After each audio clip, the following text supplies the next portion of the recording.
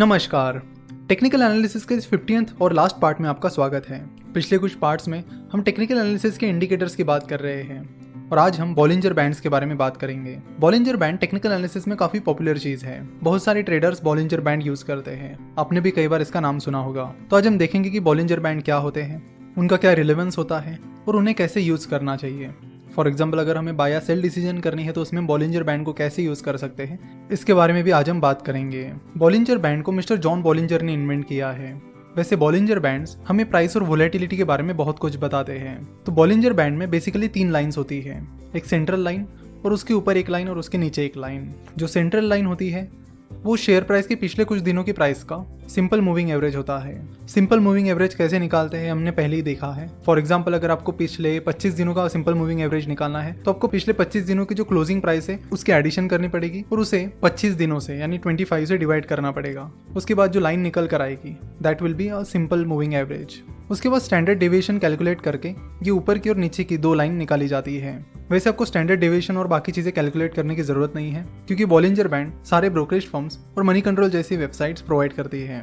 सो ये सारी चीज़ें रेडीमेड आपको मिल जाती है। वहाँ पर आपको कुछ भी सिंपल मूविंग एवरेज या फिर स्टैंडर्ड डेविएशन कैलकुलेट करने की जरूरत नहीं होती। चलो एक बार देख लेते हैं कि बॉलिंजर बैंड किस तरह दिखता है। उसके बाद हम बात करेंगे कि उसके क्या क्या एप्लीकेशंस हैं। सबसे पहले moneycontrol.com पर आइए। यहाँ पर रेफरेंस के लिए TCS का नाम डाल रहे हैं। उसके बाद यहाँ पर चार्ट पर आने के बाद यहाँ पर आपको बेसिक चार्ट दिख रहा है, आप क्लिक कीजिए एडवांस इंटरैक्टिव चार्ट पर। उसके बाद ये चार्ट ओपन हो जाएगा। इसमें आप जो भी टाइम पीरियड आपको लेना है वो आप सिलेक्ट करिए और यहाँ पर ओवरलेज लिखा है, उस पर सबसे पहला ऑप्शन है बॉलिंजर बैंड्स। यहाँ पर हमने 1 मंथ का टाइम ड्यूरेशन सिलेक्ट किया है। सो 1 मंथ की जो शेयर प्राइस है वो आपको दिख रही है। अब जैसे ही ओवरलेज पर जाकर पहला ऑप्शन है बॉलिंजर बैंड, उस पर हम क्लिक करते हैं तो उसके बाद ये बॉलिंजर बैंड आपको वहाँ पे दिखेगा। और जो मिडिल लाइन है वो है पिछले 1 महीने की शेयर प्राइस का मूविंग एवरेज और उसके ऊपर और नीचे 2 लाइन्स है जो कि स्टैंडर्ड डेविएशन है। स्टैंडर्ड डेविएशन हमें क्या बताता है? स्टैंडर्ड डेविएशन हमें बताता है वोलेटिलिटी के बारे में। सो आप देख रहे हो कि जो अपर बैंड है और लोअर बैंड है, ये दोनों बैंड्स शुरुआत में यानी यहाँ पर मेन सेंट्रल लाइन से यानी जो सिंपल मूविंग एवरेज लाइन है वहाँ से काफ़ी दूर थे, लेकिन बाद में धीरे धीरे ये क्लोज आने लगे। सो जब ये दोनों बैंड्स सेंट्रल लाइन से यानी सिंपल मूविंग एवरेज की लाइन से ज़्यादा दूर चले जाते हैं तो वो चीज़ हमें बताती है कि मार्केट में ज़्यादा वोलेटिलिटी है। और जब वो पास में आ जाते हैं यानी सेंट्रल लाइन के पास में आ जाते हैं तो वहाँ पे हमें पता चलता है कि वोलेटिलिटी कम है। तो इस तरह बॉलिंजर बैंड्स हमें वोलेटिलिटी के बारे में बताते हैं। तो वो शेयर फिलहाल ज़्यादा वोलेटाइल है या नहीं, ये सीधा आपको बॉलिंजर बैंड देखकर पता चल जाएगा। अब बात करते हैं एंट्री और एग्जिट पॉइंट्स की। तो जब शेयर प्राइस इस अपर बैंड को या फिर लोअर बैंड को टच करती है तो वहाँ से आपको एंट्री और एग्जिट पॉइंट के बारे में पता चलता है। अगर शेयर प्राइस लगातार इस अपर बैंड को टच करती है तो उससे हमें पता चलता है कि वो स्टॉक ओवरबॉट हो गया है और उसमें सेलिंग प्रेशर कभी भी आ सकता है, जिससे आपको ये इंडिकेशन मिलता है कि आप उस शेयर को बेच सकते हो। तो ये जो अपर बैंड है उसे आप रेजिस्टेंस की तरह यूज़ कर सकते हो। अब बात करते हैं लोअर बैंड की। तो अगर शेयर प्राइस लगातार इस लोअर बैंड के आसपास आ रही है और उसे टच कर रही है तो उससे हमें पता चलता है कि उस स्टॉक को बहुत ज़्यादा बेचा गया है, जिससे उस स्टॉक में बाइंग अपॉर्चुनिटीज़ बन सकती है और वो स्टॉक ऊपर जा सकता है।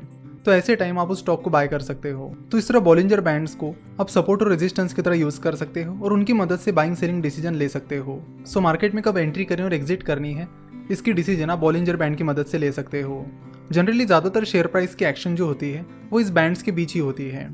तो यहाँ पर टेक्निकल एनालिसिस की सीरीज में हमने कई सारे इंडिकेटर्स के बारे में बात की, जिससे हमें ये पता चला कि बाय डिसीजन कब लेनी है, सेल डिसीजन कब लेनी है, कब हमें शेयर को शॉर्ट सेल करना है, कब उसे खरीदना है, बेचना है, एटसेट्रा। साथ ही हमने स्टॉप लॉस वगैरह की भी काफ़ी सारी बातें की। तो एक बात आपको यहाँ पर ज़रूर बताना चाहेंगे कि ये जितने भी टेक्निकल इंडिकेटर्स हैं ये एक प्रोबेबिलिटी बताते हैं कि ऐसा हो सकता है। ये इंडिकेटर्स बताते कि पिछले टाइम यानी हिस्ट्री में ऐसा ऐसा हुआ था, तो आगे भी ये हो सकता है, लेकिन इसकी कोई भी गारंटी नहीं है कि वो चीज़ आगे होगी ही। सो टेक्निकल एनालिसिस पर आप आंख बंद करके भरोसा नहीं कर सकते और ये चीज़ हम पहले भी कई बार कह चुके हैं। अगर पूरे टेक्निकल एनालिसिस की और ट्रेडर्स की हिस्ट्री देखी जाए तो ट्रेडिंग से ज़्यादा पैसा इन्वेस्टिंग में बनता है और बनता आया है। ट्रेडिंग में गैम्बलिंग का पोर्शन काफ़ी ज़्यादा होता है और ये चीज़ आप भी समझ सकते हो। जैसे मिस्टर जॉन बॉलिंजर ने बॉलिंजर बैंड डेवलप किया है, उसी तरह आप भी अपना टेक्निकल इंडिकेटर डेवलप कर सकते हो। It's not that difficult. लेकिन वो चीज़ हमेशा आगे भी चलेगी ही चलेगी, इसकी कोई गारंटी नहीं होती। सो ट्रेडिंग करते वक्त बड़े ध्यान से टेक्निकल एनालिसिस करें और जितनी इन्वेस्टमेंट आपको करनी है उसका बस एकदम छोटा सा पोर्शन आप ट्रेडिंग के लिए अलोकेट कीजिए। ज़्यादातर पोर्शन इन्वेस्टिंग के लिए ही अलोकेट कीजिए, क्योंकि इन्वेस्टिंग ही है जिससे एक्चुअली बिजनेसेस को फ़ायदा मिलता है। क्योंकि अगर आप इन्वेस्ट करोगे तो वो पैसा कंपनी को मिलेगा, आप डेली ट्रेडिंग करोगे, सुबह खरीदोगे, बेचोगे, तो उससे कंपनी को कुछ नहीं मिलने वाला, ना ही कंपनी की जो ग्रोथ है उसका फ़ायदा आपको मिलेगा। सो इन्वेस्टिंग एक प्रैक्टिकल अप्रोच है, जिसका कॉमन सेंस अप्रोच ये है कि अगर आप किसी कंपनी में इन्वेस्ट करते हो और वो कंपनी अपने बिजनेस में अच्छी खासी ग्रोथ दिखाती है तो उसका फ़ायदा आपको होगा। सो जितना पैसा आप स्टॉक मार्केट में इन्वेस्ट करना चाहते हो उसका ज़्यादातर पोर्शन लॉन्ग टर्म इन्वेस्टिंग के लिए साइड में रखें और बहुत ही छोटा सा पोर्शन आप ट्रेडिंग के लिए यूज़ कर सकते हो। और अल्टीमेटली आपको भी एक्सपीरियंस से पता ही चल जाएगा कि ट्रेडिंग में गैम्बलिंग का जो पार्ट होता है वो काफ़ी ज़्यादा है, इसलिए श्योर शॉट इसमें कोई भी चीज़ नहीं है। हाँ, बीच में अगर कोई ट्रेडिंग अपॉर्चुनिटी आपको मिलती है जिस पर आप काफ़ी ज़्यादा कॉन्फिडेंट हो तो ऐसी अपॉर्चुनिटी पर आप बेट कर सकते हो, but mainly always focus on long term investment, that is our advice. वैसे टेक्निकल एनालिसिस का ये लास्ट पार्ट अपलोड करने में हमें काफ़ी डिले हुआ, जिसके लिए हम आपसे क्षमा चाहते हैं। आज का लेक्चर देखने के लिए और हमसे जुड़े रहने के लिए आपका बहुत बहुत धन्यवाद।